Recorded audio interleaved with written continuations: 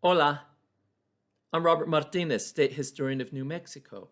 This is New Mexico History in 10 minutes. By the mid 1800s, New Mexico was a territory of the United States. We had fought two Civil War battles. We were fighting for statehood, and we were wrestling as parts of the United States had been slave holding states. Others were free. New Mexico was free. We did not have black slavery. However, there was still pressure on the Navajo and Apache people who were enslaved. They were put into households as slaves and servants under the guise of adoption. So this was still going on in New Mexico into the late 1800s and early 1900s. Things were going to change for New Mexico, though, because by 1878, the first locomotive moved south from the area of Raton Pass from Colorado into New Mexico. This was a revolutionary technological change that would radically alter New Mexico forever. The locomotive comes in around December of 1878, and then your first passenger trains start to come to New Mexico in 1879. We need to recognize that work on the railroad, on the tracks and moving equipment, it was a huge operation that was crisscrossing the nation, the North American continent, and changing people, populations, and cultures everywhere. But it was coming from many directions. This is when we start to see a lot of Chinese immigrants coming to New Mexico. They're also going to other parts of the United States, to the West Coast, to the Midwest, and they're working and becoming Americans. But they also face discrimination. Laws are put in place to stop Chinese immigration. They're very radically racist laws. But nonetheless, this is part of the American story.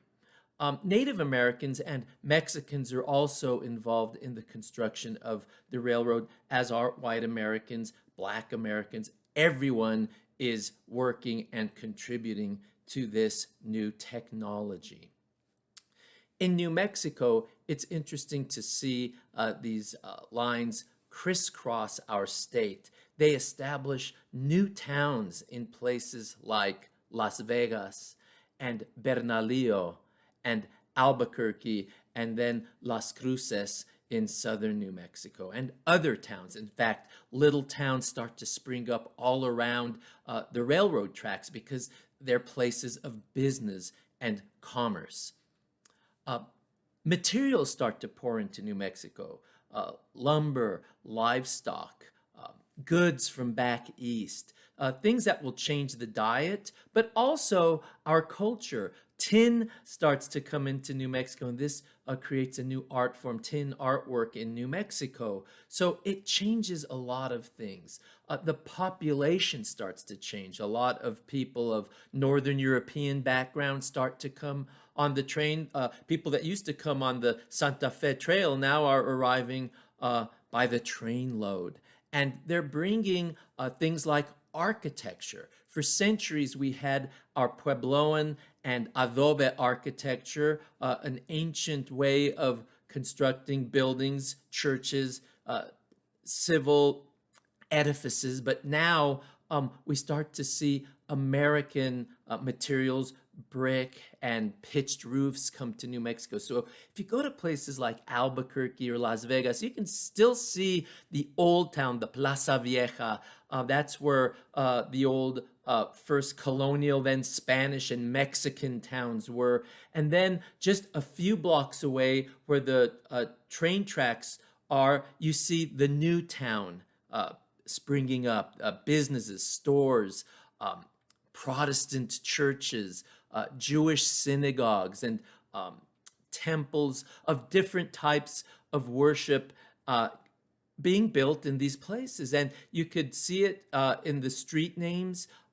You don't see Spanish language street names. You see places that have street names like Walter and Edith, named for politicians' children. And it starts to change how the towns and cities of New Mexico look as well. Interestingly, the Atchison, Topeka, and Santa Fe Railroad didn't go through Santa Fe. The closest it got was at Lamy, about 18 miles outside of Santa Fe.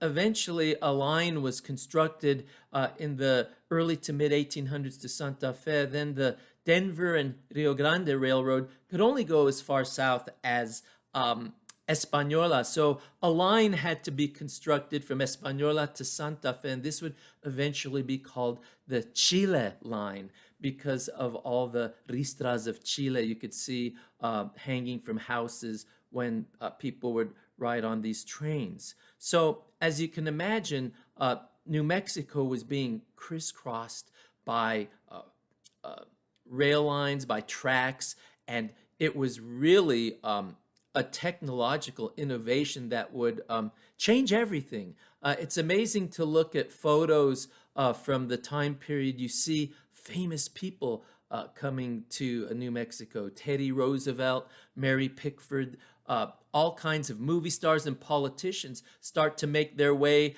to places like Santa Fe, Las Vegas, and Albuquerque because now it's a lot easier to come to this exotic place called New Mexico. Bernalillo was originally going to be the center of rail activity in the area of Albuquerque, but eventually a land dispute forced a move to Albuquerque, which turned our city here, where I live, into the biggest city, first town, and then city in New Mexico.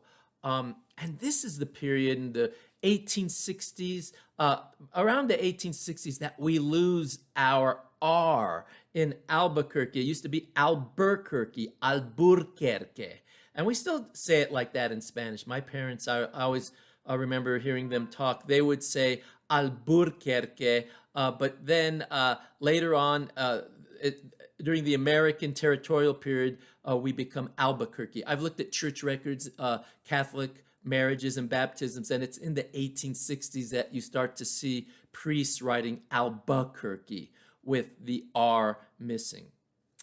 Another aspect of the railroad that ultimately will bring a lot of people here is the tuberculosis epidemic. People start to come to places like New Mexico and Arizona because of our climate. It's just easier to breathe. It's healthier. It still is, by the way.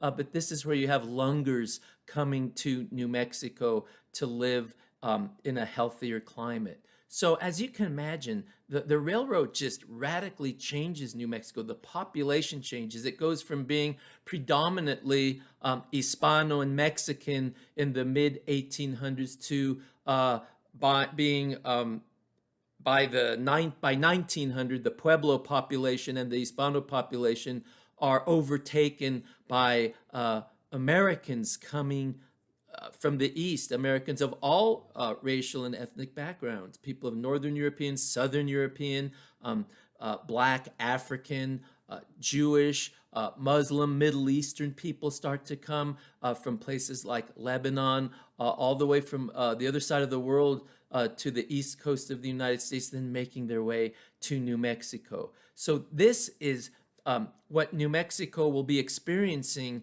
from about 1879 until we get to statehood around 1912, and then we'll start to see another kind of transportation change New Mexico, the airplane. But until then, it's the railroad. It's the railroad that's going to be changing the landscape of New Mexico, the demographic landscape, the economy, and culture of New Mexico.